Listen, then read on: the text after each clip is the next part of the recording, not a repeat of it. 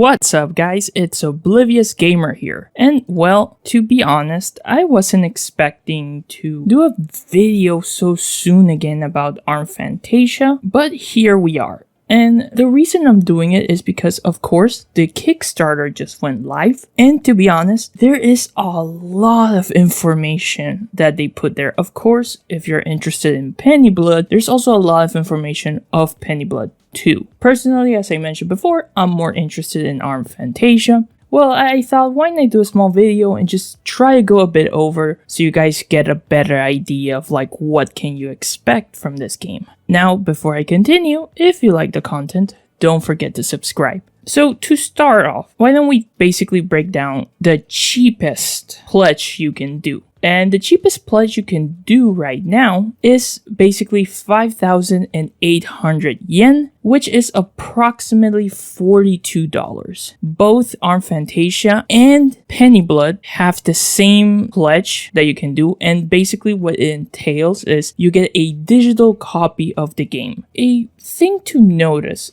is it says obviously you get a digital copy, a Discord role, and a beta access, which I'm like, so are they gonna have like some sort of demo or something that they're gonna keep updating and people will be able to play before? Now, there's a ton, and I mean a ton of different pledges that you can do because they're doing a lot of rewards from, digital art books all the way to like physical merch. So if that's something that you're interested, you can definitely check it out. I'm not gonna go all over the stuff. The lowest is $42 and it goes up to like, I think I saw $4,000 as like the most expensive pledge, and like they include a lot of stuff. Now, they do a brief summary of ARM Fantasia, and so far what they say is it's a dramatic new story that unfolds in a world hurtling towards destruction. Become a pathfinder, and with a trusted arm in hand, embark on a perilous journey across a sprawling wilderness. Traps and treasures lie in wait across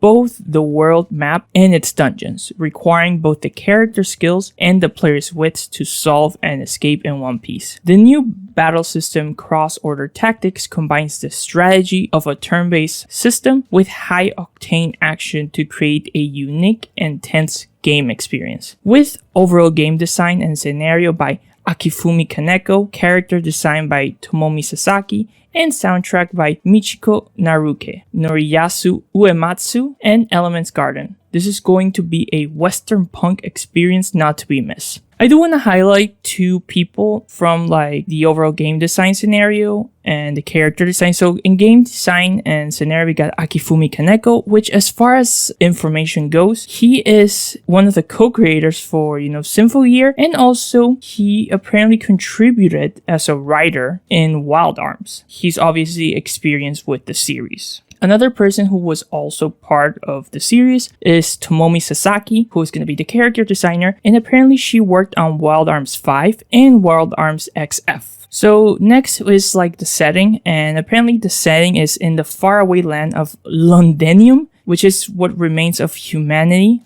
while the horrifying anomalies upheave their way of life, growing more dangerous with every passing year. In this world with no future, the fate of humanity rests in the hands of a single governing body, the Order of the Sacred Key. The Order also continues to support the branch of adventurers known as Pathfinders, equipping them with both powerful armed weaponry and hope that the world will return to mankind's care once more. In a far-flung corner of this world, a young man named Ingram loses his grandfather, the final tether binding him to his hometown. With no reason to stay, he sets out on a new adventure as a pathfinder to reconnect with his childhood friend. Ingram's journey would lead him to cross destinies with many new friends and foe, and become embroiled in a monumental battle that'll strike through Londenium's past and its future. So far for me, it's okay. Like, I'm not really expecting much from here, at least from what I've read. It's not something that immediately excites me, but maybe it does for you. Of course, also they describe characters. We have seen 3 of them. The first one being Ingram Goodweather, which you have seen. He's going to be one of their main characters. He's a 17-year-old and an upcoming Pathfinder. Then of course you have Alicia Fairhead, 19-year-old, and daughter of the leader of the Knights of the Order. Alicia is steadfast in her duty as a knight to protect the peace. And finally, you get Euclid Sturgis, who is Ingram's best friend, who winds up moving because of family issues, leaving their childhood promise unfulfilled. In order to fulfill said promise, Euclid becomes a pathfinder. And it shows a silhouette at the end of like 3 more characters. So maybe these are characters that are going to get introduced later on. I'm liking the guy here in the middle. Maybe he's going to be like, since this is like a Western steampunk stuff, he's going to be more like the cowboyish type. We'll have to see. Now, they do describe the gameplay, and it says that ARM Fantasia aims for like old school JRPG feel, the spirit of adventure. Now, they say that like the game is founded on this concept that apparently is becoming harder to find in recent games, which I don't know. I think that really will depend on what each individual is looking for.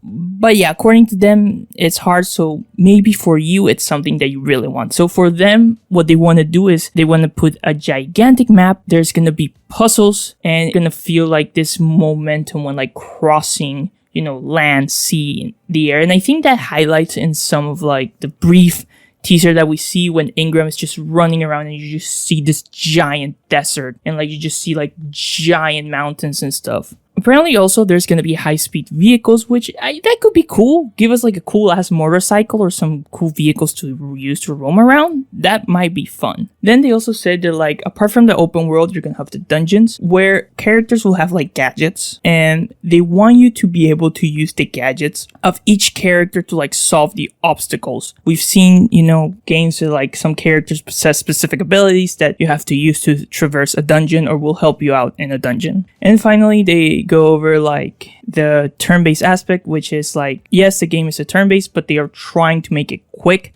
with what they call the cross-order tactic system, which is like successive character actions play a key role in the order chain, and disruptive force breaks that interrupt enemy turns order make for engagements filled with tension and suspense that will push you to consider battle strategy. Is it a reinventing of the wheel? I don't know. So far, it's a turn-based RPG, so you got me there interested. I mean, I don't know how much you can reinvent the wheel, but it's always nice that they want to try something new or they want to try something different. So that's welcome, at least for me, and with the brief stuff that we've seen, it could have potential to be something fun and engaging. There's a section about some of the enemies, which I'm not going to go over them. There's also some of the locations. Finally, they also go like about the composing the music. You can actually hear some of the music. There's like a SoundCloud links and like players that you can play for like ARM Fantasia, and like I think they put like 4 or 5 songs, and same with Penny Blood. So that's at least interesting. You can also get an idea what is the music and like what style are they going with. So then there's some key points, which number 1 is explore a world turned wilderness with a unique Western punk feel. Follow the tale of 6 main characters on their grand drama pack adventure. So going back to what we saw, we already were presented with 3 characters, and then we saw 3 silhouettes. So those are the other 3 characters. Utilize character actions to navigate and explore your surroundings. Explore a gigantic world map to uncover hidden treasure and subquests. Use each character's individual gadget to solve puzzles that block your path. Flex your initiative in highly strategic battles filled to the brim with intense action, and then tracks upon tracks of modern Western inspired background music that really get your toes tapping. I wasn't expecting this amount of information with regards to what they want to do with the game. We really don't have an idea of what we could expect with the game, but them going on detail is something that is appreciative, and I feel for people who are unsure or who don't know if this is going to be a game for them, at least with the information that we have so far, it gives you a better idea if this is something that you really want to pledge money or you just are going to wait and see. They also have like a lot of points that they go over.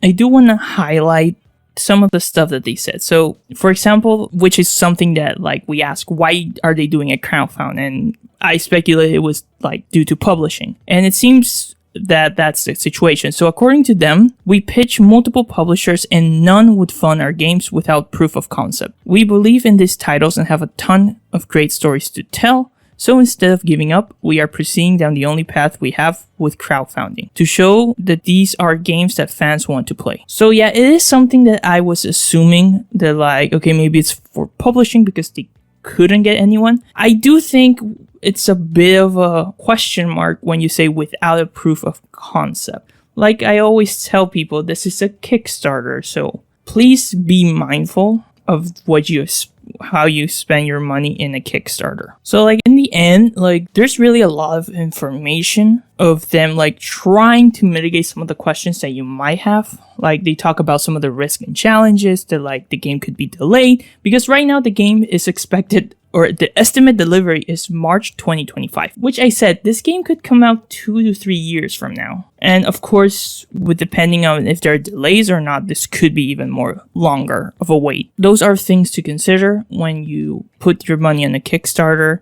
Of course, if it doesn't get funded completely, no harm is done because Kickstarter doesn't charge you. However, the situation starts becoming a bit problematic when it is funded, but then you never get updates, or the updates are very few, and then like the supposed dates come and you don't get the project. And there has been many situations with Kickstarters where they ended up just taking the money. So keep in mind, please, guys, I don't want to dissuade anyone. I pledge myself, I'm putting it out there, at least the minimum, because I'm interested in our Fantasia. There's really a lot of stuff here. If you guys are interested, the link will be down below. I definitely recommend you guys checking it out. As always though, it's not just about me. What are your thoughts, guys? Feel free to leave them down below. This has been Oblivious Gamer, and I hope you'll have a wonderful day or night, wherever you are.